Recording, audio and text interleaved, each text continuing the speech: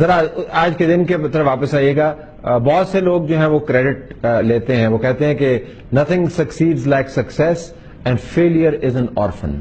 Nuclear power بنانے کا جو کامیابی ہے, آپ کا کنٹریبیوشن ہمیں اس کا علم ہے. نواز شریف صاحب بارہا کہتے ہیں کہ اگر میں نے فیصلہ نہ کیا ہوتا, امریکی دباؤ نہ برداشت کیا ہوتا, تو پاکستان کوورٹ سے اوورٹ نیوکلیئر پاور نہ بنتا. آپ کی اسسمنٹ چاہیے. جی اب یہ تو سب تاریخ کو پتا ہے. آپ احسن ظفر صاحب سے پوچھ لیجئے کیا پوری این جی او کس نے بنایا. نواز شریف صاحب تو پٹاخہ بھی نہیں پھوڑ سکتے تھے, ورنہ پھوڑنے کے قابل ہیں. اور بھٹو صاحب گھاس کھا کے بھی بم نہیں بنا سکتے تھے.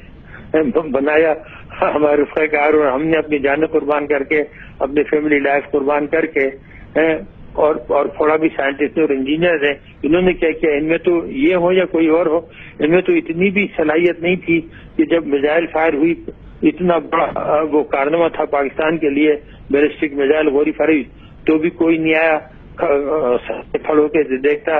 اور جب نیوکلیئر ایکسپلوژن ہوئی تو بھی, حالانکہ اتنا اہم معاملہ تھا, ملک پار بن رہا تھا, جہاز میں بیٹھ کے آتے, آدھے گھنٹے کا کام تھا, لیکن ضرورت نہیں ہوئی کہ آ کر دیکھتے. تو یہ بات سب اپنی وہ لینے لگتے ہیں, کریڈٹ لینے لگتے ہیں, بہادری دکھانے لگتے ہیں. اس وقت ان کی حالت تھی, وہ آپ نے طالب کی کتاب پڑھی ہوگی, ڈیموکریسی انڈیا اینڈ پاکستان, اس میں دیکھ لیجیے, اس میں پورے واقعات بیان ہے.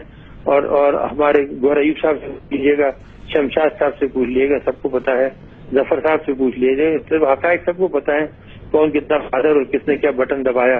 لیکن سیاسی طور پر فیصلہ تو وزیر اعظم کو ہی کرنا تھا نا جی.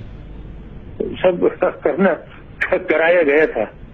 کرایا گیا تھا کس نے؟ آپ نے کرایا تھا, آرمی چیف نے کرایا تھا. اب تو بتا دینا, اب تو اتنے نہیں, اس میں بہت بڑا میرا رول تھا. ظفر صاحب کو فون کر کے پوچھ دیجیے کہ اس میں بہت بڑا پریڈامٹلی میرا رول تھا. تو نواز شریف صاحب نہیں چاہ رہے تھے کہ وہ نیوکلیئر ٹیسٹ کریں؟ نہیں, ہچکچا رہے تھے, کنٹرول کر رہے تھے. اور ان کے جو تالبوٹ کی کتابیں آپ پڑھ لیجیے, اس سے بار بار کہہ رہے تھے تالبوٹ سے کہ مجھے بہت افسوس ہے کہ مجھے یہ کرنا پڑ رہا ہے. اور